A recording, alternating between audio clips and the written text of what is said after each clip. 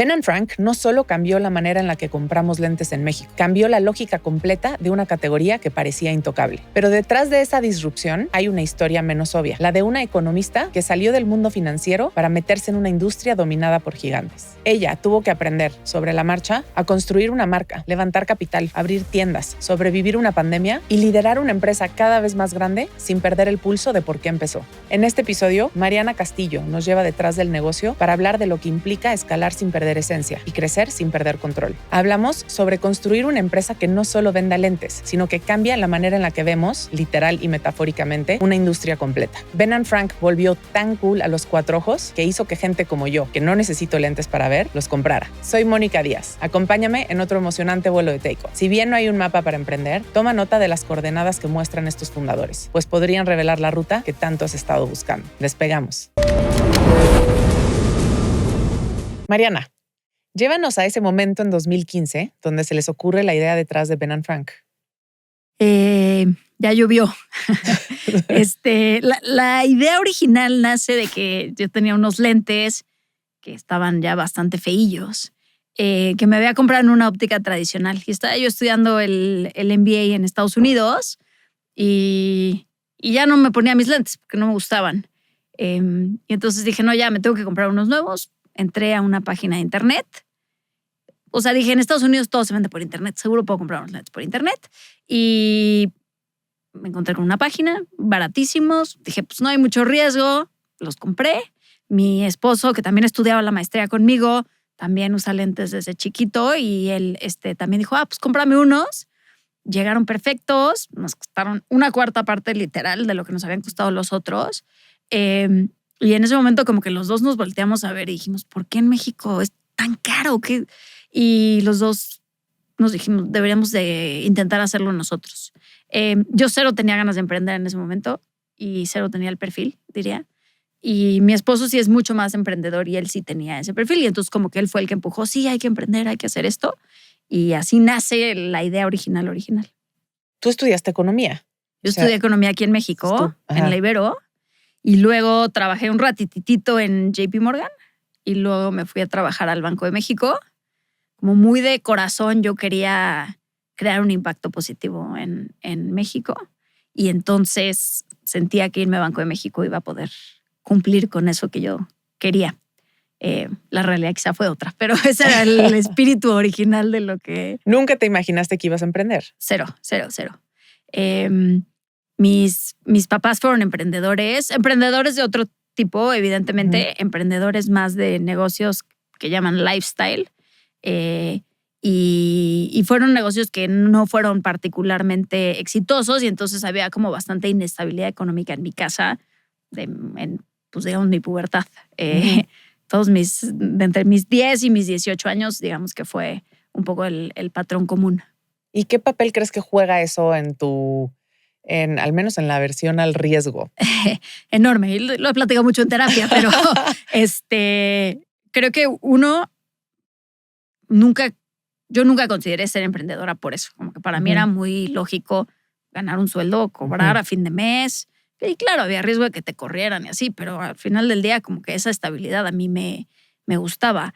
Y luego es como, si te animas, pues probablemente no quiero emprender de la misma manera en la que emprendieron ellos. Yo en ese momento no tenía ni idea que podías levantar capital. O sea, como que esas cosas cero las tenía en el radar porque no creía que iba a ser emprendedora. Ya cuando empecé a entender un poquito cómo es la industria, cómo puedes levantar capital, cómo puedes hacer cosas que te ayuden a bajar el riesgo de alguna manera, entonces quizás empecé a abrirme. Pero de fondo, lo único que cambió es que me casé con un tipo muy emprendedor y que además, pues saliendo los dos del MBA, él tenía una deuda con una empresa que le había pagado el MBA, que le garantizaba un muy buen sueldo y entonces me decía, yo puedo cobrar ese sueldo fijo y no tenemos, como pareja, podemos tomar el riesgo porque tenemos el balance. Tú puedes seguir emprendiendo y yo voy a traer un sueldo fijo todos los meses y no pasa nada. Sí, eso ya cambia todo, ¿no? Muchísimo. Sí. O sea, en ese contexto es mucho más fácil emprender. Es mucho más difícil emprender si me hubiera tenido que lanzar yo sin tener una pareja que me apoyara económicamente en la primera parte, ¿no? Que siempre es muy difícil y con un sueldo muy bajo. Entonces detectan esa oportunidad. ¿Cómo es la etapa de desarrollo ya de ese negocio? Porque entiendo que después se suben otros 2 socios, ¿no? En realidad, esa conversación sucede entre Benny y yo, pero muy pronto. O sea, en esa conversación realmente también estaba Eduardo, porque Eduardo estaba estudiando la maestría con nosotros. Benny y Eduardo habían trabajado juntos, pre-MBA, y los dos querían, Benny sobre todo había empujado a Eduardo a que emprendieran juntos en algo. No tenían claro qué idea, pero ya estaban dándole vueltas a qué emprender. Y luego sucede el episodio de los lentes y entonces como que decidimos enfocarlo para allá. Y yo en ese momento les dije, o sea, que yo les ayudo, quiero aprender. Yo me veía más quizás como inversionista. Hice un internship en un fondo de Venture Capital. Yo les ayudo porque esto me va a ayudar a mí a ser mejor inversionista. Esa era la lógica inicial. Muy rápido empezamos a desarrollar la idea. Y cuando desarrollamos la idea, nos dimos cuenta que enfocarnos en que Ben & Frank, en ese momento no se llamaba Ben & Frank, fuera muy enfocado a precio, iba a ser un error estratégico. Y entonces decidimos que sí queríamos ser una opción más accesible, pero también queríamos crear una marca que fuera muy cuidada, muy aspiracional, que tuviera una personalidad fuerte. Y entonces, al llegar a esa conclusión del modelo de negocio, dijimos, pues somos 3 ñoñazos. Los 3 nos vestimos igual diario, o sea, como que no hay el fit para hacer esto. Entonces dijimos, tenemos que encontrar a alguien. Y digo, el negocio estaba literal empezando a escribirse cuando pues empezamos a buscar a alguien creativo, era nuestro perfil, o sea, no teníamos ni idea de qué estábamos buscando. Pero por casualidades del destino llegamos con María José y María José como que encajaba perfecto por perfil, por personalidad, todo con lo que estábamos buscando. Y entonces pues se sumó al equipo y de ahí ya empezamos a desarrollar. La verdad es que el negocio se desarrolló muy rápido. Yo hoy veo lo que nos cuesta ejecutar cosas ya de la escala que tenemos y se me hace como un poco increíble pensar que de que tuvimos la idea en febrero, marzo de 2015 a que lanzamos la empresa en finales de julio, literal la página. ¿Del mismo año? Del mismo año. Como que digo, no sé cómo lo hicimos, porque ahora comparo lo que nos toma el tiempo y es como, sí. Sí. Pero ¿y cómo lo hicieron? Están viviendo todavía en Estados Unidos, Sí. Tuvieron que conseguir fabricantes, armar la página, entender los costos. ¿Cómo lo lograron? A ver, la página afortunadamente ya empezaba a existir Shopify, que pues es una plataforma prehecha de e-commerce y creo que eso es bien importante, ¿no? Como que muchas veces creíamos que tienes que invertir en todo y hacerlo todo tú y de repente te das cuenta que realmente enfócate y escoge las cosas donde va a ser un diferenciador. Y no íbamos a poder hacer una mejor página de lo que Shopify nos iba a permitir. Entonces, con Shopify, Benny, mi esposo, se cree desarrollador de software, no, es cierto, pero sí le gusta programar y entonces él programó la primera versión de la página y usando un poquito de consultores externos expertos en Shopify. Te diría que eso fue bastante fácil. Lo más difícil probablemente fue el producto. Literal, cuando empezamos a decir, ok, queremos producir nuestros propios lentes y vimos las cantidades mínimas que te pedían para producir tus propios lentes, fue como no tenemos dinero para hacer esto.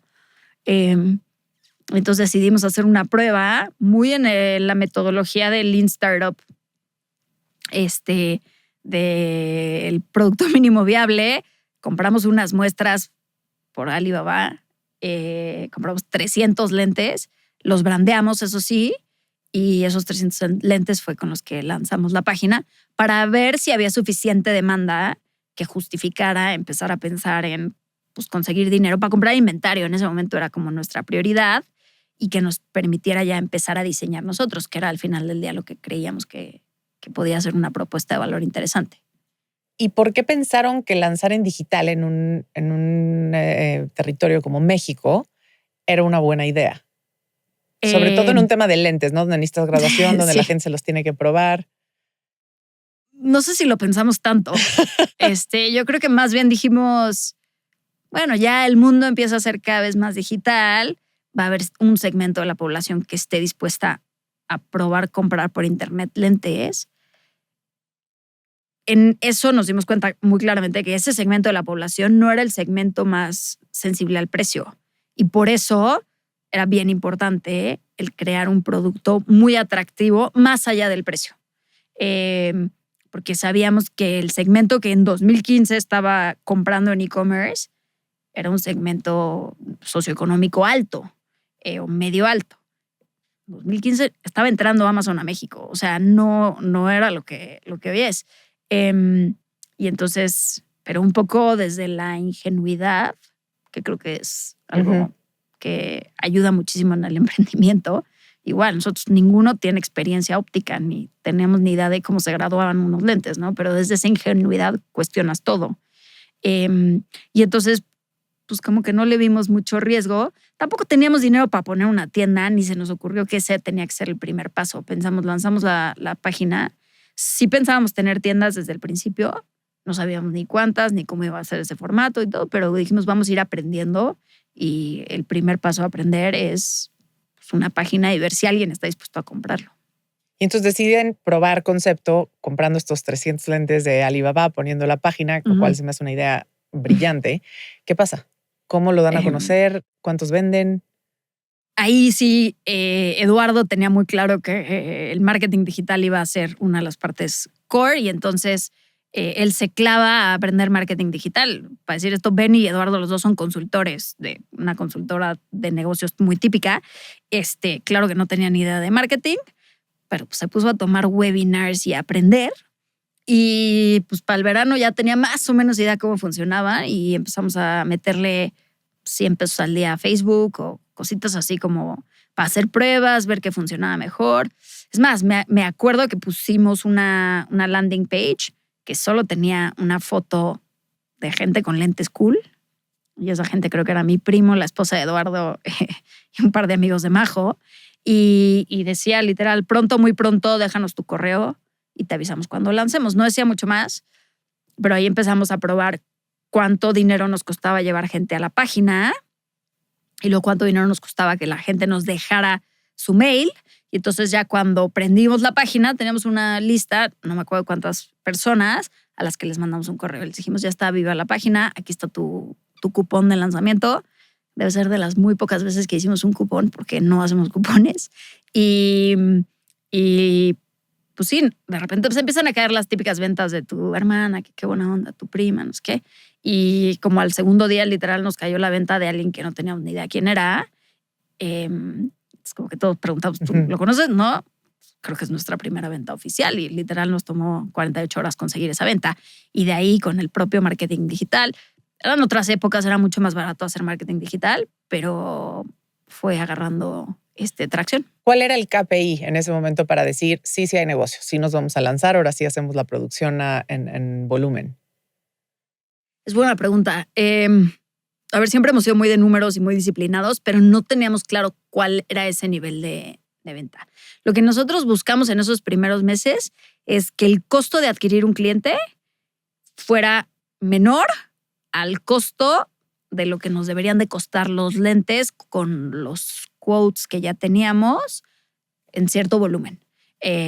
No íbamos a basar todo en lo que nos costaba el primer lente, ¿no? Pero que adquirir un cliente fuera más barato que lo que le podíamos ganar a un par de lentes. Y mientras eso pasara, pues cada cliente nos iba a dejar dinero en la caja. Y entonces ese fue como, ok, se está cumpliendo. No teníamos un número en la cabeza de cuántos lentes vender, no teníamos eso tan claro. También estábamos en una situación muy cómoda porque el MBA dura 2 años y esto lo lanzamos durante el verano de los 2 años.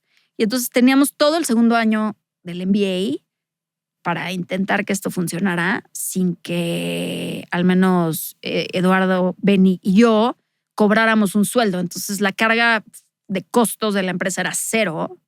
Majo sí, porque Majo sí renunció a su trabajo. Pero entonces eso como que nos dio mucha flexibilidad de no tener que presionarnos mucho de los tiempos. Sabíamos que pues para cuando acabara el MBA probablemente íbamos a tener que tomar una decisión, pero eso nos dio 1 año completo de operación en el que pudimos ir viendo cómo iban creciendo las ventas. Y si ustedes tres estaban fuera, ¿quién estaba operando el negocio desde México? Lo operábamos nosotros, Ok. junto con Majo en lo que podíamos. O sea, sonaba el teléfono en mi departamento en Chicago para atención al cliente. En clases, pues nos distribuíamos las clases. Tú tienes clases en la mañana, tú contestas el chat a esta hora y así nos íbamos cambiando. Los mails los contestábamos todos nosotros. Pues eso era fácil porque no es en tiempo real. Y sí teníamos evidentemente que empacar los lentes y que hacer toda la parte de la graduación. Eso trabajábamos con un tercero aquí en México y Majo se encargaba de literal empacar los lentes en una oficinita que nos prestaron inicialmente. Y así lo hicimos. Y pues ya había muchas cosas que podías hacer virtual, no al nivel post-pandémico que hoy existe, pero sí funcionó razonablemente bien hacerlo a distancia. Sí empezabas a notar cosas que ya quiero estar allá de regreso, pero pues no voy a sacrificar mi MBA porque además los tres somos excesivamente racionales. Y entonces pues era muy claro que no tenía sentido regresarnos a México y no acabar el MBA. Mencionaste el libro de Lean Startup. ¿Qué otras herramientas te acuerdas en aquel momento que utilizaste como base para libros, metodologías, para poder emprender mejor? A ver, realmente creo que tuvimos la ventaja de que, como estábamos haciendo el MBA, empezamos a agarrar las clases de emprendimiento, empezamos a enfocar todas las clases a las cosas que sentíamos que iban a ser importantes. Por ejemplo, yo nunca me había cuestionado un tema de manejo de inventarios, operaciones, como eso era completamente ajeno a mí. Pues entrale a la clase de operaciones y empieza a entender cómo se manejan inventarios, cómo tienes que tener tu stock. Y entonces, como que estábamos en un ambiente donde podíamos agarrar. Y entonces de ahí agarramos muchísimas cosas. Y pues el Business Model Canvas y como cosas más prácticas que teóricas, ¿no? Que luego a veces la gente piensa que emprender es escribir un business plan de tamaño de la Biblia y probablemente esa es la peor idea que puedes tener, ¿no? Entonces, como que sí en la escuela nos empujaban mucho y entramos mucho a los grupos de emprendimiento dentro del MBA. Sí te empujaban mucho a empieza a validar hipótesis, cómo puedes hacer esto, etcétera. Entonces tuvimos ahí una gran ventaja de estar bien acompañados por una universidad que sí tiene un programa de emprendimiento, la verdad, muy espectacular. Y tú que tienes un perfil de economista, ¿qué tanto dirías que emprender es intuición y qué tantos números? Es una buena pregunta. Sí creo que hay un muy buen pedazo que es intuición. Ahora, creo que el cómo recabas información imperfecta, pero información y la incorporas a tu intuición, te va a hacer tomar mejores decisiones, ¿no? Entonces, siempre es buscar validar las hipótesis de una manera razonablemente científica, aunque sepas que obviamente para tener significancia estadística tienes que tener 10,000 observaciones, pues quizás la tomas con 1,000, pero ¿cómo logras tener esas 1,000 observaciones, no? Entonces, o esas 100 observaciones. Y sí hay otro buen pedazo que es intuición y es vete a parar a un bazar y ve cómo vende lentes. Es como realmente estate donde está el cliente, escucha donde está el cliente, ¿no? Pues los mails, ¿qué nos están pidiendo los clientes? Los chats, ¿cuáles son las preguntas más frecuentes, no? Y cómo extraes esos datos que no vas a tener cientos de miles de respuestas, pero igual y tienes 10 y con 3, 4 ya sabes cuál es el problema principal de por qué la gente no te está comprando en línea, ¿no? Entonces, como esa base de cómo recabas información para que se conviertan en datos que ayuden a mejorar tu toma de decisiones. Hablemos de Ben & Frank, la marca. ¿En qué momento nace el nombre y por qué? No me acuerdo en qué momento nace exactamente. Me acuerdo que estuvimos dándole muchas vueltas a los posibles nombres. Y en alguna de esas, o sea, teníamos ahí, ya sabes, cada quien tenía que ir escribiendo una lista y así. En una de esas, queríamos algo que tuviera que ver con lentes, pero que no fuera lentescool.com, porque no creíamos que podíamos crear esta marca aspiracional al respecto. Y entonces pues, empezamos a divagar y decir 1,000 tonterías, que pues, es un poquito, a veces como puede ser un proceso creativo. Y entonces también googleamos personajes que tuvieran que ver con lentes. Y en eso caímos que Benjamin Franklin inventó los lentes bifocales hace 200 años. Y dijimos, mira, esto está interesante, pero Benjamin Franklin. Entonces de ahí sale, bueno, Ben & Frank. Ok, nos gusta la personalidad de Benjamin Franklin, inventor, curioso, como que bien. Y luego hicimos encuestas entre nuestros amigos con los varios nombres que teníamos y Ben & Frank no gana. Si no me equivoco, gana Specs, que esa era como otra de las que teníamos, ¿no? Pero ahí fue intuición. Pues no ganó, tampoco es la más odiada, pero es la que a todos nos hacía mejor feeling y dijimos, venga, vámonos con Ben & Frank y así decidimos ponerle el nombre. Así nace la página. Cuando suben esa primera página ya era Ben & Frank. Sí, los primeros lentes están brandeados con Ben & Frank. Y háblame de ese proceso en donde ya suben esta página, prueban piloto, ustedes siguen todavía un año allá, siguen a nivel e-commerce digital. Sí. Llévanos de ahí hasta que abren la primera tienda y cuál fue el racional de irse ya al mundo físico. Sí, muy pronto con esa prueba hicimos un primer levantamiento de capital con un inversionista ángel que la verdad es que cumplió con su título de inversionista ángel al 100%. Literal teníamos un mes de operación. Era jefe de Benny y de Eduardo en la consultora y les había dicho, bueno, lo que ustedes hagan yo les doy dinero. Y entonces fuimos a pedirle dinero principalmente para comprar inventario. Y nos dice, venga, yo les doy todo lo que están pidiendo y nos dio ese ticket. Y entonces con eso empezamos a hacer nuestros propios pedidos de lentes. Y esa es como una parte muy importante. Luego, la pregunta que más recibíamos en el chat es ¿cómo me los puedo probar? Entonces lanzamos la prueba en casa, que era, te mandábamos 4 armazones a tu casa, te los probabas, nos regresabas los 4 y graduábamos el que nos habías pedido, ¿no? Y entonces eso empezó a funcionar muy bien. La gente que pedía una prueba en casa tenía una conversión de más del 90%. Pero había una barrera grande, es que te pedíamos un depósito en garantía para la prueba en casa del valor de unos lentes, pero pues igual mucha gente decía, no, ¿cómo va a funcionar esto? Entonces nos decían, oye, y no te puedo ver en tu oficina. Y nuestra oficina era un hoyo en ese momento, que no le enseñaría a nadie jamás en la vida.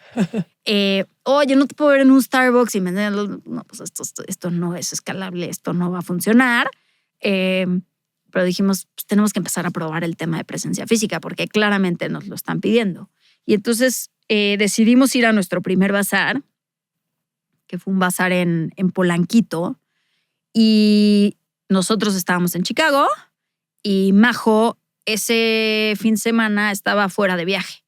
Se nos hizo muy fácil mandar a alguien y entonces fue una persona que no estaba ligada a la marca, que nos estaba haciendo el paro y evidentemente vendimos 0 lentes. ¿Por qué? Porque la persona que está ahí 0 tenía el incentivo. O sea, era el incentivo de ayudarte, pero no es lo mismo el incentivo de ayudarte al incentivo de quiero ver si esto funciona, ¿no? Y entonces vendimos 0 y fue como, esto está raro porque toda nuestra intuición, nuestros datos nos dicen que debería de funcionar en físico. Entonces decidimos ir a un segundo bazar. Esto fue febrero de 2016, o sea, llevábamos 6 meses en el mercado. Regreso yo de Chicago y nos vamos Majo y yo a ese bazar. Y este era un bazar organizado en ese momento se llamaba La Lonja, que la verdad hacían unos bazares muy bien armados, muy cuidadas las marcas.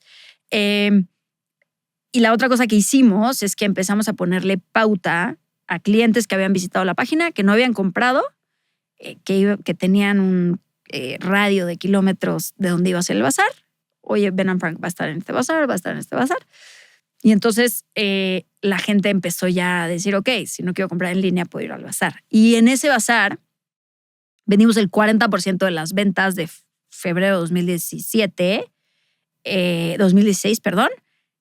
en ese fin de semana. Y entonces dijimos, ok, esto ya es, o sea, esto es la mayor validación de que necesitamos tener un lugar físico.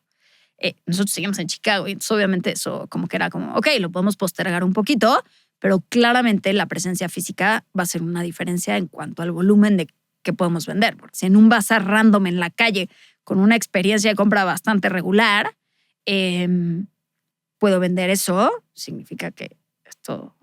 Y yo me acuerdo, regresé de ese viaje agotada porque atender en un bazar de sábado, domingo, 24 horas ahí parada, que si no estás acostumbrado a estar parado, pero con una sensación de esto va a jalar, esto es un negocio que va a jalar. Y esa fue la primera vez que yo realmente dije, no, pues después del MBA tenemos que dedicarnos a esto, o sea, no hay de otra, porque este es un negocio que tiene muchísimo potencial. Las otras cosas pues, eran validaciones y el e-commerce y va bien y va creciendo, Pero ese fin de semana fue el que dije, esto es una locura. O sea, la gente formada y decía, ¿qué está pasando? ¿Sabes qué regalan? Pues no, nada. Y en ese momento, la fórmula del éxito era realmente el precio y producto. No había entrado toda esta campaña de marketing con la que luego se posicionó Ben and Frank, en donde agarraron un término como cuatro ojos, Sí. que todos crecimos sufriendo de eso en primaria y lo hicieron cool. Sí. O sea, yo creo que también fue un poquito accidental, pero desde que empezamos la marca, como que decíamos, ¿por qué las marcas en México son tan acartonadas? Como que te hablan de usted, es muy rígido. Entonces siempre pensamos en que la personalidad de la marca tenía que ser fuerte y eso implicaba tomar decisiones que podían ser, pues, te podían alejar de un porcentaje de la población, ¿no? Y no sé en qué momento empezamos a usar el cuatro ojos, pero nos pareció muy chistoso. Estábamos en una oficina y de ahí empezó. Y los primeros posts que subimos en redes que decían cuatro ojos, o sea, recibíamos mucho hate de cómo pueden insultar. Esta es una discapacidad, COPRED. Y yo decía, no se tomen todo tan en serio. Pero como que esa es una parte que filosóficamente creíamos y que además pues nuestras personalidades es un poquito así, o sea, medio bullies, medio hay que reírse de sí mismo. Y entonces como que nació un poco en esa oficina sentados orgánicamente, pero luego se convirtió en, wow, qué poderoso crear una comunidad al respecto de esto. Y así fue un poquito saliendo, ¿no? ¿Y qué pasa de 2015 que fundan a 2017 que levantan una primera ronda de capital? Pues el negocio va creciendo muy bien en e-commerce, pero va creciendo muy bien yendo a bazares. Entonces ya nos pusimos la regla, tenemos que ir, eran 2 bazares al mes, que claramente no era escalable, no era sostenible, pero abrir presencia física nos costó muchísimo trabajo porque evidentemente tampoco teníamos ni idea de cómo abrir una tienda, no teníamos ni idea de los usos de suelo, no teníamos ni idea de nada de eso. Lo descubrimos por las malas, nos tomó mucho tiempo abrir una tienda cuando ya sabíamos que queríamos tener una tienda, pero bueno, como que las cosas se van alineando y al final acabamos con nuestra primera tienda que estuvo en Polanco, en la calle Newton, que ahí seguimos. Y la verdad es que ya veíamos que este negocio pues crecía a unos ritmos que lo único que necesitaba era un poco más de gasolina. Y esa gasolina era el capital. Entonces empezamos a hablar con inversionistas que ya habíamos hablado en etapas previas y las curvas de crecimiento se veían súper claras. Abrimos la primera tienda en Polanco y poquito después de la de San Ángel y explotaron las ventas en esas 2 tiendas y entonces CAPEX de esas 2 tiendas se pagó en 3 semanas. Fue una locura.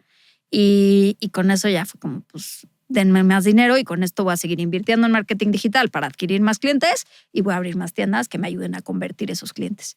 Y entonces cerramos esa primera ronda institucional con Dila Capital y un fondo que se llama Wolef, ahora se llamaba Jaguar en esa época. Y ya, como que de ahí siempre fue el intentar crecer de una manera bien cuidadosa. La verdad, siempre fuimos muy cuidadosos con cómo gastábamos el dinero. Pero la verdad es que fue muy, muy bueno y el capital pues, fue muy necesario para luego abrir otras 6 tiendas en 2018, perdón. Y volvimos a levantar capital poco después, pero ya desde una perspectiva de rentabilidad nosotros, o muy cercanos a la rentabilidad, y solo era, bueno, necesito dinero para el CAPEX de las siguientes 20 tiendas, ¿no? Y así fue un poco el paso de ir levantando capital para crecer el negocio.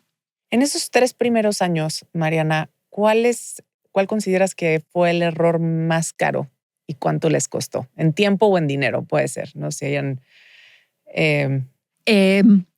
Pensaría que el tardarnos tanto en abrir la primera tienda, ¿no? Como yo te digo, febrero de 2016 sabíamos que teníamos que abrir la primera tienda. La primera tienda la abrimos en noviembre de 2017. Es mucho tiempo. Al final, a ver, el haber ido a tantos bazares nos obligó a aprender un montón de cosas, a probar muchas cosas. Abrimos un concept store que también nos ayudó muchísimo a entender. Tuvimos suerte que había un optometrista al lado y entonces lo mandábamos al optometrista al lado y nos ayudó a entender que la tienda tenía que tener X lugares de examen de la vista. Entonces, como que sí nos ayudó mucho, pero evidentemente teníamos que haber abierto la tienda a mediados de 2016. Firmamos 3 contratos con locales que no pudimos abrir porque no tenían los usos de suelo. Entonces yo diría que ese fue sin duda el más costoso. Y luego ya cuando levantas capital, creo que no teníamos ni idea de cómo era levantar capital. O sea, al final suena muy sexy, lees los libros, pero no sabes qué evaluación tienes que pedir. Y entonces en una de las rondas de las de Friends and Family que tuvimos previamente, pusimos unas evaluaciones que eran completamente ridículas, pero no sabíamos, no teníamos ni idea cómo. Al final estos negocios se evalúan por potencial, pero no por números en ese momento. Y a nosotros nos parecía una locura decir, esta empresa tiene una evaluación de 10 millones de pesos en los principios, ¿no? Y entonces, pues 10 millones de pesos, órale, 10 millones de pesos. Y luego te das cuenta que si el negocio funciona, esos 10 millones de pesos es un regalo, ¿no? Fuimos a Shark Tank y nosotros pedíamos 50 millones de pesos y, bueno, nos dijeron que éramos unos ridículos y que lo que tú quieras. Pero no tienes ni idea de cómo evaluar en los primeros. Entonces, sí lees los libros y sabes lo que es el tipo de condiciones que tienes que cuidar, pero nadie te dice, una empresa en México que hace esto, cuál es la evaluación lógica a la que lo debes. Y entonces, pues, vendimos muy barato un pedazo del negocio. Me da gusto por mis inversionistas. Menos por mí, pero bien por mis inversionistas, ¿no? Al final. Y hablando de inversión, ¿en qué momento deja de ser combustible y empieza a ser presión? Yo creo que el día que decides levantar capital institucional es casi una puerta de no retorno. ¿Por qué? Porque sí lo puedes hacer diferente, pero creo que el 90% de los humanos tendemos a que nos importe mucho el cumplir con nuestras promesas. Y entonces, cuando tú vas, te sientas con un inversionista y le dices, esto va a crecer a 100 en ventas o en valuación o lo que tú quieras, ese día ya te pusiste un poco tu propio, pues le pusiste una expectativa y ellos están conscientes que estás siendo muy ambicioso, pero están esperando que llegues a 70 cuando estás en 10. Y entonces la presión para llegar a 70 está ahí siempre. Y luego entras en esta bola de nieve donde una vez que levantas capital, los incentivos de los fondos están en que vuelvas a levantar capital. ¿Por qué? Porque es la manera en la que ellos revalúan cuánto vales tú, ¿no? Entonces, si invirtieron en ti cuando valías 100 y hay un externo que llega, te mete dinero y vales 200, pues ellos van con sus inversionistas y les dicen, miren qué bueno soy, invertí en Mariana y en Ben & Frank y esto vale tanto. Entonces, entras en ese juego perverso. Creo que es muy difícil salirte de ese juego porque siempre la velocidad a la que crezcas va a ser insuficiente para los fondos. Los fondos siempre van a querer que crezcas más rápido. Y entonces, sí era combustible y era necesario, pero también es inevitable tener esa presión de cumplir un poco con lo que prometes. Porque si no prometes grandes cosas, pues nadie te va a dar dinero. Sí, claro. Sí, es pues estar poniendo la vara más alta y luego decir, a ver cómo lo consigo. Y además, levantar capital es un trabajo de tiempo completo. Entonces, está bien tener de repente esta tribu de gente que me imagino que... ¿Cómo fue el proceso de ir armando liderazgo en la empresa conforme iban creciendo? Fue lento, la verdad nosotros fuimos muy lentos, principalmente por este tema de disciplina financiera. Y un poco la razón de la disciplina financiera era que veíamos un mundo de capital en México chiquititito. Y entonces que probablemente podíamos conseguir la primera ronda de capital institucional. Si nos iba bien íbamos a conseguir la segunda y después se iba a acabar. Entonces nosotros teníamos que llegar a rentabilidad en el contexto de esos 3 años que te toma la primera ronda institucional y te cae la segunda y un poquito más. Y entonces fuimos muy cuidadosos con cómo poníamos cada peso que invertíamos. Y entonces contratamos a una persona más senior en 2017. No era muy senior, más bien. Era bastante joven, pero era muy pilas y venía de un contexto que creíamos que nos iba a ayudar. Y luego realmente la siguiente ronda de contrataciones que hicimos fue en 2019. 2019 ya empezamos a formar como el equipo de liderazgo y pues más bien éramos ahí apoyarnos mucho entre nosotros para que fuéramos los tomadores de decisiones y realmente ejecutar y tener operadores y nosotros ser los que pues teníamos que pensar en la estrategia y los demás operar. Ya en 2019 empiezas a incorporar a gente que tiene otro tipo de habilidades, ya no solo operadores, aunque evidentemente también tienen que ser hands-on porque tampoco estás en el punto donde pueden tener ellos a sus operadores y ellos sentarse en el sillón nada más a pensar estrategia. Pero bueno, creo que a partir de 2019 empieza a cambiar un poco nuestra historia de reclutar liderazgo dentro de la empresa. Y hoy en día la mayoría que reclutamos en 2019 sigue dentro de la empresa en posiciones de liderazgo. Entonces fue un poco una apuesta a gente joven, ambiciosa, que tenía un poquito una serie de skills que considerábamos importantes para adelante. ¿Cuál es el reto más importante a la hora de escalar? ¿Es operaciones, inventarios, producto, marketing, liderazgo? Todos los anteriores. Sí. Yo creo que para nosotros siempre fue marketing, en el sentido de que teníamos que siempre mantener esta disciplina de adquirir clientes a menos de porque nuestro modelo de negocio evidentemente no es un modelo de negocio que te compran lentes cada 2 semanas y entonces tienes que ser rentable desde el primer lente que vendes. Entonces, el balancear muy bien cómo y en qué inviertes desde la perspectiva de marketing y con una marca relevante y cuidando todos los detalles como siempre lo hemos hecho, eso es sin duda. Y luego creo que en cualquier empresa el liderazgo, la cultura, que es que además van muy de la mano, ¿no? Porque en las empresas es bien difícil. La cultura inicial se respira de la cultura que representan pues, los que empiezan la empresa, y cuando estás en una oficina de 10 personas y te están viendo tomar decisiones en esas 10 personas, pues es muy fácil asumir cuál es la cultura y es un poco una cultura implícita.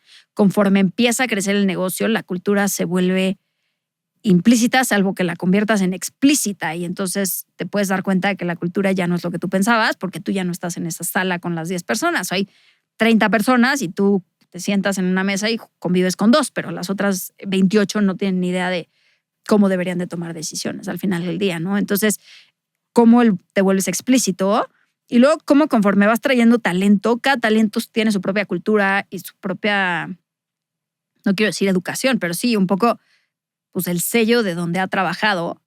Y entonces, ¿cómo haces que no cada área se vuelva un microcosmos de lo que es esa persona? Porque llena el vacío que tú no has explícitamente hecho. Que claro, todo el mundo piensa, no, cultura es muy importante, pero a la hora de ejecutar esa cultura es bien difícil amarrar, ¿no? Entonces yo quiero que esto se haga de una cierta manera, pero ¿cómo realmente te aseguras de que se haga de esa cierta manera, ¿no? A mí me pasa todavía muchísimo que de repente pasan cosas rarísimas, ¿no? Como yo presento un proveedor y es chistosísimo porque nosotros somos las personas que cero empujamos un proveedor. Puede ser mi tío, mi primo. Nunca en la vida he contratado a alguien porque yo le digo, mira, esta es la persona que toma la decisión, tú platica con él o con ella y ya, yo ni vuelvo a preguntar. A mí, yo quiero que tomen la mejor decisión para el negocio. La cantidad de veces que me regresa el boomerang como diciendo, no, es que Mariana prefiere que contrate a este cuate porque es su tío, su conocido. A mí me da igual. Contrata el mejor para el negocio. Siempre voy a operar de esa manera. Pero algo que debería ser algo que culturalmente tomamos la mejor decisión para el negocio, que para mí es muy obvia, a la hora de plasmarla se pierden los detalles. ¿Tienen algunos rituales de cultura ya establecidos o definidos en Ben & Frank que les haya ayudado, ¿no?, a generar o a fortalecer esta cultura? Yo diría que el que más ha durado y perdurado tenemos una cosa que se llama el Viernes de Chilaquiles. Antes lo hacíamos mensualmente, ahora lo hacemos trimestralmente y básicamente es un all hands, pero incluimos a todas las personas de tiendas, que creo que eso es bastante atípico en el retail. Entonces incluimos evidentemente a todas las personas de oficinas, pero también cualquier persona de tienda que se quiera conectar, la hacemos en un horario donde se pueden conectar y platicamos un poquito qué ha pasado en el último trimestre, cuáles son los retos más grandes, qué lanzamientos de producto. Entonces los involucras y los conviertes en una parte importante de emocionarlos de lo que viene con la empresa, ¿no? Y entonces ese creo que es el ritual que hemos logrado a lo largo de estos 11 años casi, mantener y que permita a la gente sentirse conectada un poco.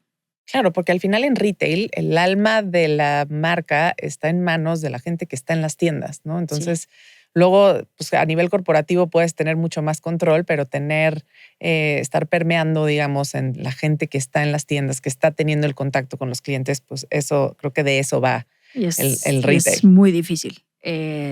Es muy difícil cuando tienes además tiendas chicas, pero muchas, y entonces que ese es nuestro caso. ¿Cuántas tiendas tienen hoy, Mariana? En total, entre los 3 países tenemos 220 tiendas. Sí. México, Chile, Colombia. Colombia. Sí. 220 tiendas. Sí. Ya. Entonces, Y dime algo, de 2015 a 2020, que ya habían levantado 2 rondas de capital, ya tenían tiendas físicas, llega pandemia, ¿cómo sobreviven? Todavía no sé. Seguimos. Tuvimos mucha suerte, porque esto sí fue absoluta suerte, y es que acabábamos de levantar nuestra ronda de capital cuando llegó COVID. La levantamos a mediados de 2019. Entonces, pues cuando llega COVID tienes dinero en el banco y eso cambia todo. Luego creo que tuvimos una serie de aciertos que sí nos podemos atribuir, pero al final del día lo más importante es que teníamos dinero en la caja. Teníamos en ese momento creo que 25 tiendas y evidentemente los costos fijos que representan las tiendas eran enormes. Entonces, primero sí nos apanicamos. Primero nos tardamos años en apanicarnos. Esto ya estaba en Italia cerrando cosas y nosotros en la lela pensando que no iba a llegar a México. Luego nos cayó el 20 de que esto iba a llegar a México y entonces fue como, no manches, como no nos dimos cuenta hace 3 semanas, somos unos idiotas. Cierran las tiendas, evidentemente, y fue como, ¿qué vamos a hacer? Afortunadamente, dentro de cómo funcionó COVID, muy rápido salió un decreto de que al ser algo ligado a la salud, podíamos mantenernos abiertos. Eso no hubiera servido de nada porque los centros comerciales estaban vacíos y todas nuestras tiendas están en centros comerciales, básicamente, salvo por el hecho de que nosotros, al haber nacido digitales, gran parte de nuestra adquisición es digital y entonces la gente va a nuestra página, visita, algunos compran, pero muchos hacen cita para su examen de la vista desde la página. Y entonces teníamos una capacidad de llevar tráfico a la tienda desde el principio. Y entonces lo que nos salvó fue, uno, que nuestra operación de e-commerce estaba completamente integrada con nuestra operación de retail. Éramos muy omnicanales. Entonces, no importaba dónde el cliente ejecutaba la venta, el proceso que pasaba atrás era exactamente el mismo. No agarramos inventario de la tienda, el inventario de la tienda es pura exhibición. Entonces, hay un inventario centralizado en nuestro centro de distribución. Ese lo logramos mantener abierto y la verdad muy controlado en términos de enfermedad. Entonces, el e-commerce nos da un muy buen colchón porque crece en ese momento mucho más rápido de lo que había crecido y nos permite tener esa primera barrera. Y la segunda es que empezamos a mandar tráfico a las tiendas. Nos asegurábamos de que solo hubiera una persona, o sea, una cita activa por, solo había un cliente en tienda y entonces eso nos permitió controlar muchísimo y logramos abrir las tiendas de esta manera como muy controlada, by appointment only, y eso nos salvó. Luego se convirtió en algo muy bueno porque lo que pasó es que muchas empresas de retail empezaron a cerrar y eso nos abrió la oportunidad de firmar locales a muy buenos precios.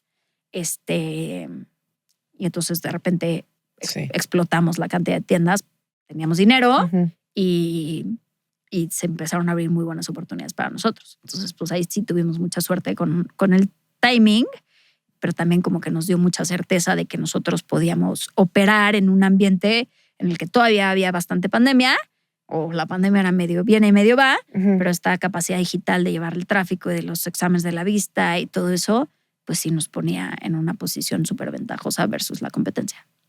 ¿En qué momento de la vida de la empresa entendieron que había una oportunidad para una segunda marca como Bombavista? Las primeras conversaciones de eso fueron en 2018.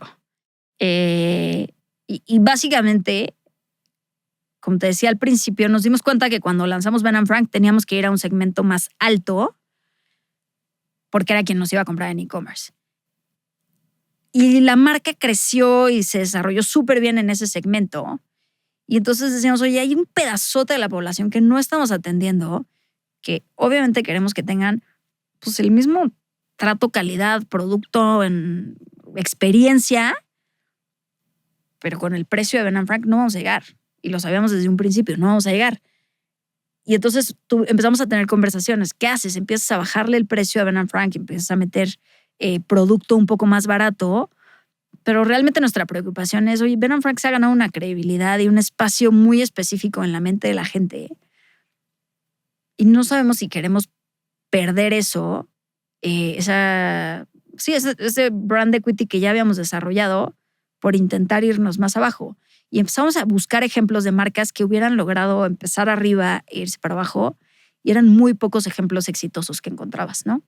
Y entonces un poquito le empezamos a dar vueltas y dijimos, ¿saben qué? Creo que hace más sentido lanzar una marca nueva. Luego empezamos a discutir si le poníamos by Ben & Frank o no y tal. Y al final acabamos con marcas completamente separadas que operan como si fueran marcas separadas. Cada uno tiene sus espacios físicos, cada uno tiene... La propuesta de valor es básicamente la misma. Cambia un poquito el producto para poder llegar en términos de margen a ese tier, pero Bombavista empieza en 990 pesos, unos lentes graduados con antirreflejante y todo, y Ben & Frank empieza en 1900 y pico, ¿no?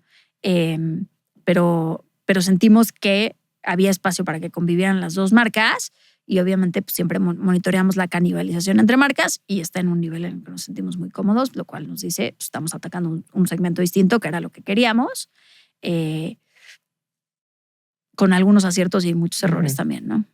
¿Y son estructuras operativas completamente independientes o si comparten ciertas áreas? ¿No? Habría que apalancarse de a lo mejor proveedores o... Sí. A ver, todo lo que es el backend, quiero decir, todo lo que son los servicios desde finanzas, recursos humanos, etcétera, son los mismos. Marketing empezaron siendo separados porque queríamos pues realmente establecer las diferentes voces de la marca y que no estuvieran contagiadas todo el tiempo. Entonces empezaron siendo separados. Hoy ya se operan un poquito más juntos. Y retail igual. Empezó siendo un equipo completamente independiente, donde básicamente había una persona que dirigía Bombavista y tenía a su supervisión de Bombavista. Y luego hoy Bombavista tiene prácticamente 40 tiendas. Entonces ya esa escala ya no hacía tanto sentido no aprovechar. Hay centros comerciales donde tenemos las dos. Vas a tener un regional que visita la tienda de Ben & Frank y que no visite la de Bombavista, pues no tenía sentido. Y entonces ahí ya cuando empezó la escala a hacer sentido, empezamos a fusionar las estructuras de supervisión de retail. Y hoy realmente se operan muy juntas, aunque los equipos de producto y los equipos de marketing sí están pensando como muy distintamente de cuál es lo que tienen que hacer para cada una. Y, por ejemplo, cuando entra el Catterton, ¿la inversión va para Ben & Frank o va para Galileo, digamos, creo que es la holding, correcto? Sí. Va para todo. La idea era que nos iba a ayudar a seguir creciendo Ben & Frank, aunque Ben & Frank la verdad es que ya era rentable, ya tenía un nivel de cash flow que nos permitía crecer, no al ritmo que crecimos, pero ya podía haber seguido su caminito. La idea era la parte internacional, entonces darle más gasolina a Chile, a abrir Colombia y crecer Bombavista. Cuando Catterton entra, pues igual tenemos 30 tiendas o por ahí. 30 tiendas de Ben & Frank México. Tenemos una tienda en Chile, si no me equivoco. Y Bombavista tenía... cuando entró Catterton tenía 3 tiendas, pero teníamos 4 en construcción. Entonces tenía 7 tiendas Bombavista. Pero la idea era que fuera para la holding y que optimizáramos la inversión del capital como mejor consideráramos nosotros. Llevan ya 4 rondas de inversión en total, ¿correcto? 2 del Catterton, la de Nazca y Vila. La de Catterton fue como una en 2 tranches, digamos. Sí, fueron 2 pedazos de la misma ronda, digamos. ¿Y esa última inversión para qué se usó? Expansión, igual, o sea, para seguir creciendo. Sí, ya los últimos levantamientos todo han sido para abrir más tiendas a una velocidad más rápido de lo que tu caja te permite. Pero realmente el negocio ya es rentable desde hace muchos años. ¿Y la intención es irse a todo Latinoamérica o...? La verdad es que no en el corto plazo. Como que todavía nos falta mucho penetrar Chile y Colombia al nivel que nos gustaría. Entonces pensaría que en el corto plazo no. En el mediano plazo, sin duda, vemos una oportunidad en varios de los países grandes de Latinoamérica, pero creo que lo vamos a hacer más pausado de lo que lo hicimos hasta ahora. Háblame rápidamente de este concepto de sociedad entre 4 socios, que no es lo mismo una idea romántica de vamos a fundar y vamos a empezar a crear esta idea, a ya estar dirigiendo 220 tiendas en 3 países. Uno de ellos es tu esposo. Sí. ¿Cómo se ve eso desde adentro? Sí, a ver, mi esposo se salió de la operación muy rápido porque afortunadamente tiene la cabeza muy fría y entonces me dijo, Mariana, no tiene ningún sentido que le metamos tanto riesgo patrimonial y matrimonial, los dos con deudas del MBA, o sea, no hacía mucho sentido. Dijo, yo tengo que regresar a trabajar a consultoría, me voy a regresar a consultoría y creo que una vez que tú sigas en Ben & Frank, el que yo regrese va a ser más complicado y no creo que deberíamos de trabajar juntos. Y entonces yo ya no voy a regresar, les puedo ayudar, o sea, obviamente sigue siendo accionista y va a hacer todo lo posible para que a la empresa le vaya bien, pero desde un punto de vista operativo del día a día, él se sale muy, muy pronto del negocio, 1 año y medio después de haberlo arrancado. Majo, Eduardo y yo hemos operado juntos este negocio pues, los últimos 10 años. Eduardo y yo como co-CEOs hasta el año pasado, que yo cambié un poco de rol. Y la verdad es que no te voy a decir que no hay problemas, pero creo que siempre estuvimos muy alineados en a dónde queríamos llegar la empresa y qué estábamos dispuestos a hacer para llevar la empresa a ese lugar. Y creo que si tienes esas dos cosas, te facilita mucho porque partes de un objetivo común y de una forma de hacer las cosas común, ¿no? Yo siempre digo que el emprendimiento está lleno de áreas grises y saber en qué gris está tu socio es muy importante. Y creo que ahí sí hemos siempre estado muy alineados de que sí y que no. Y luego, evidentemente, ha habido conflictos naturales, pero creo que el tener una relación de mucha confianza y tener esa base tan sólida nos ha ayudado muchísimo en estos 10 años. También es verdad que tienes momentos mejores, momentos peores, y esto es un matrimonio y un matrimonio muy estresante porque llega COVID y dices, llevo haciendo bien las cosas 5 años, este negocio ya vale algo y madres, todo se puede ir a la basura. O sea, es mucha presión y por un lado el tener a alguien con quien voltearte que estés sintiendo exactamente lo mismo que tú estás sintiendo, como ese nivel de frustración y ansiedad. En COVID es que yo me acuerdo estarme whatsappeando con Eduardo a las 3 de la mañana con, güey, ¿qué vamos a hacer? Y así mal. Pero el tener ese soporte era muy importante. Ahora, al final del día son personas distintas, personalidades distintas y entonces a mí ha habido cosas que me han pesado mucho a nivel emocional respecto al manejo de gente y así, que él no la sufría y entonces pues de repente como que te das cuenta de que pues para ti hay algo que te está pesando mucho y que para él no y tienes que siempre estar buscando alinearte. Sí, hemos hecho procesos de coaching juntos y así. Pero bueno, al final creo que ha sido una excelente sociedad durante estos años y creo que las bases eran muy sólidas, pero evidentemente siempre hay momentos fáciles y momentos difíciles. En estos 11 años han pasado por momentos de estrés importantes, ¿no? Pasando de ser una startup a momentos como pandemia, levantar capital, ahora ya manejar una empresa que vive en 3 países. ¿Qué mecanismos tienes para lidiar con el estrés? No, soy muy mala. No debería, no soy ningún ejemplo. A ver, creo que el que ha sido siempre no siempre, a raíz de COVID fue mi base, es la terapia. El tener un espacio donde yo puedo desfogarme me ha servido muchísimo. Ese es realmente el que consistentemente he hecho. He intentado meditar, nada de eso me sirve. Quizás es falta de consistencia, quizás es falta de hacerlo bien, pero nunca lo logré. Y la otra es, siempre intenté, no siempre fui muy buena, pero siempre me hice espacios donde intentaba dejar la empresa de lado. Entonces, los fines de semana intento realmente trabajar poco. Las vacaciones, hubo muchas vacaciones que borraba Slack de mis Slack, es como el WhatsApp, pero profesional. Borraba Slack de mi celular y entonces siempre les decía, estoy en mi WhatsApp, me puedes escribir el día que quieras, pero no quiero estar viendo los 7 mensajes de falló esto, hizo esto. Entonces borraba Slack en las vacaciones. Entonces encontrar estos espacios de desconexión para mí era muy, muy, muy importante. Y el tercero es rodearte de gente que esté pasando más o menos por lo mismo, ¿no? Entonces, para mí ha sido Endeavor, que es una red de emprendedores espectacular, donde te topas con gente que está en un camino parecido, a veces mejor, a veces peor, pero que tiene un poco un nivel de vulnerabilidad de querer compartirte cosas y encontrar como compañeros de viaje en ese proceso. Pensaría que son como las 3 cosas grandes que yo he intentado hacer. Eso no quita que eventualmente yo, como te digo, cambié de rol y también estaba ya muy cansada y muy ciclada pues sí, de repente, pues tú empiezas un negocio pensando que va a ser una cosa y de repente te encuentras operando 200 tiendas y dices, no sé si esto es lo que yo quería hacer, no sé si estos son mis skills. Y entonces pues te vas topando con eso. Amo la empresa y quiero seguir estando vinculada, pero el día a día de eso ya no necesariamente es lo que yo me veo haciendo. Y además de eso, te convertiste en mamá hace un año. ¿Cómo te cambia eso? Hace 3. Hace 3 ya. Es que tengo 2 hijos. Tengo un hijo de 3 y un hijo de 1. A ver, yo siento que la maternidad no me ha cambiado tanto, que es muy raro que lo diga, pero amo a mis hijos, pero también amo el tener una carrera profesional y el tener retos intelectuales constantes. Y entonces, evidentemente es muy importante cómo los balanceo.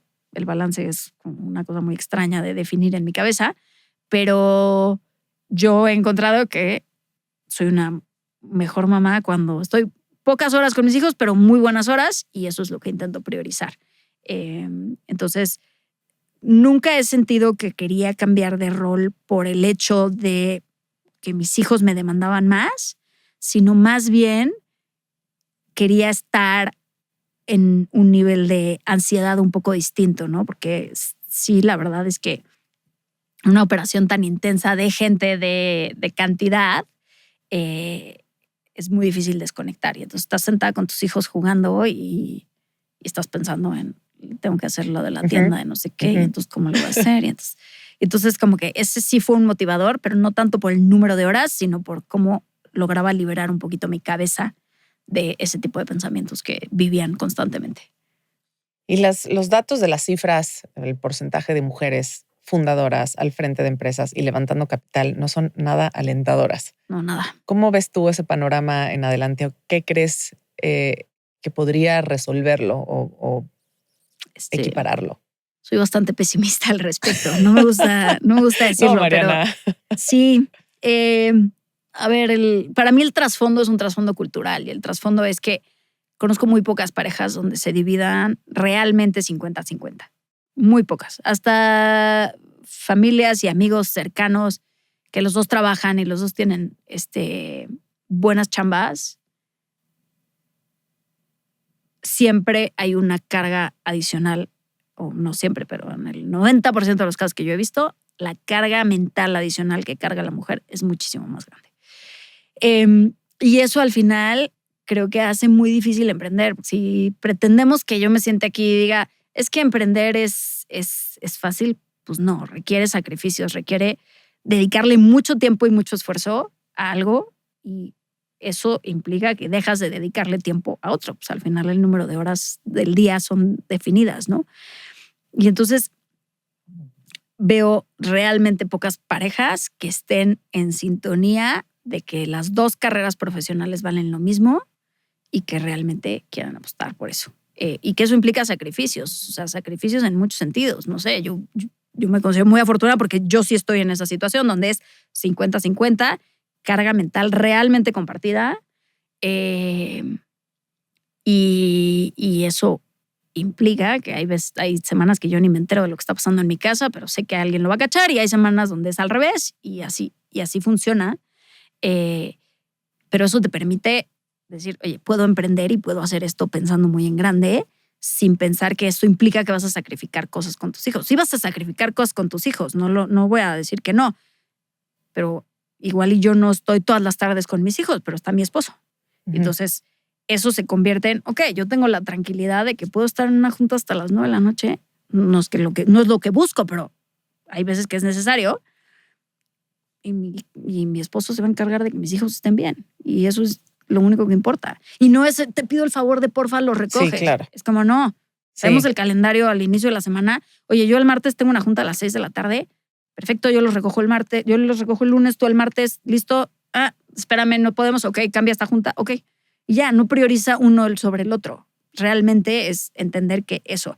Y sí, las mujeres tendemos a seguir agarrando ese rol impuesto o autoimpuesto. Eso sí, ya cada quien sabrá, pero tendemos a seguir agarrando este rol y decir que nos gusta. Y está bien, hay muchas mujeres que les gusta, pero hay muchas mujeres que ni siquiera se plantean la posibilidad de emprender de manera agresiva, levantando capital, porque creen que el sacrificio sobre sus hijos va a ser muy grande. Y sí va a ser grande, pero si logras tener una pareja que te balancee, entonces tus hijos van a estar bien. Y como dices, creo que mucho viene de adentro, de la pareja, de ti, de cómo se organizan ustedes, pero sí hay un peso cultural alrededor que a lo mejor en Estados Unidos está mucho más evolucionado que en México. Culturalmente, o sea, a mí me escriben las mamás para las fiestas, para la escuela me busca a mí, o sea, el contacto primario en el 100% de los casos soy yo, ¿no? Por más de que te quieras distribuir el tiempo. Estoy de acuerdo. Hay cosas que... Estoy de acuerdo. Y tienes que ser un poquito...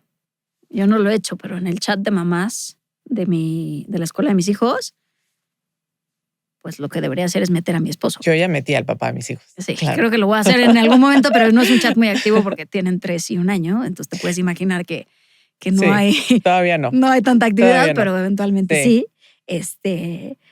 Pero sí, es verdad. Y yo muchas veces me frustro. Pero ya, por ejemplo, la escuela de mis hijos, cuando mis hijos están enfermos, cualquier cosa, ya no siempre me hablan a mí, porque muchas veces es mi esposo el que les está diciendo, oye, acuérdense que le tenemos que cambiar la leche y no sé qué. Entonces, sí hay mucho trabajo por hacer ahí, me queda claro, pero también creo que hay que empujar un poquito los límites y como pareja saber que puedes renegociar tus acuerdos y que pues, el acuerdo implícito social que viene, puedes hacerlo diferente.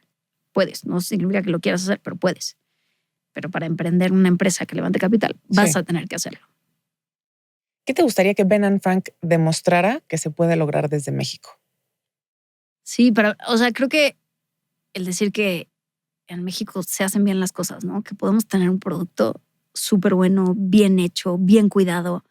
A mí no hay nada que más me duela cuando alguien compra Ben & Frank y dice, lo barato sale caro. No hay nada que más me duela porque sé la cantidad de trabajo y cariño que le metemos a esto. Evidentemente sé que tenemos errores y sé que tenemos 1000 cosas que hacer mejor, pero nunca quiero que esa sea la sensación con Ben & Frank. Entonces siempre quiero que la gente diga, wow, no manches, de verdad estos cuates son mexicanos. Qué increíble historia. No por la historia, sino por decir, pues tú también puedes emprender, tú también puedes hacer algo grande, tú también puedes pensar en cambiar algo, ¿no? Como eso me gustaría que sucediera. Sobre todo porque tenemos esa percepción, desafortunadamente, ¿no? Que lo mexicano no es de la mejor calidad. Y creo que es algo que para mí, propósito importante de este espacio es promover que entre los mexicanos consumamos marcas mexicanas, ¿no? Que sí hay productos cada vez mejor hechos, empresas bien hechas, fundadores que hay que promover y que hay que alentar. Y no tenemos en el consciente como consumidores ese chip de decir voy a buscar lo que vaya a comprar, voy a buscar la marca mexicana. Sí, no. Entonces hay que promoverlo más. Sí. Porque sí han hecho algo espectacular, Mariana. No, y más allá del mexicano, ¿no? Me gustaría que la gente diga, wow, qué experiencia tan increíble. Que ya la nacionalidad ni siquiera sea un factor, digamos. Sí, ese es el sueño. Exacto. Por último, Mariana, si le pudieras mandar una nota de voz a ti misma en 2015, cuando estabas empezando este proyecto, ¿qué le dirías? Sí.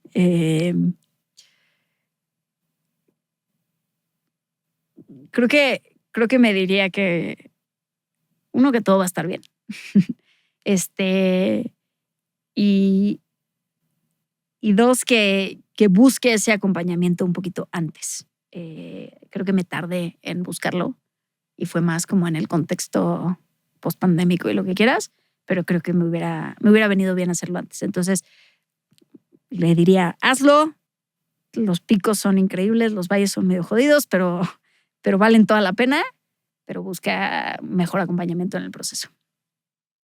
Sabes que tienes toda mi admiración y el agradecimiento absoluto de estar aquí. Creo que es una conversación deliciosa de alguien que ha hecho las cosas de manera extraordinaria, que son 11 años de una empresa, 220 tiendas, 3 países y lo que les falta, además. Sí. ¿Hay algo más, algún consejo, algo con lo que te gustaría cerrar para la gente que está a lo mejor intentando emprender y todavía no se anima? No, yo siempre digo que no te vas a arrepentir de hacerlo, ¿no? Te puede salir bien o te puede salir mal, pero lo que aprendes y lo que vives son cosas que en lo que sea que hagas después te van a servir. Y creo que hay que perder un poquito ese miedo al fracaso. Y también creo que hay muchas maneras de emprender y no tienes que pensar en voy a renunciar a mi chamba hoy, sino que puedes hacerlo de manera escalonada, probando poquito a poco y limitando el riesgo, porque no tienes por qué irte all in el día 1. Increíble. Muchas gracias, Mariana. Gracias por estar aquí. No, mil gracias por la invitación. Gracias. Lo logramos. Lo logramos. Gracias.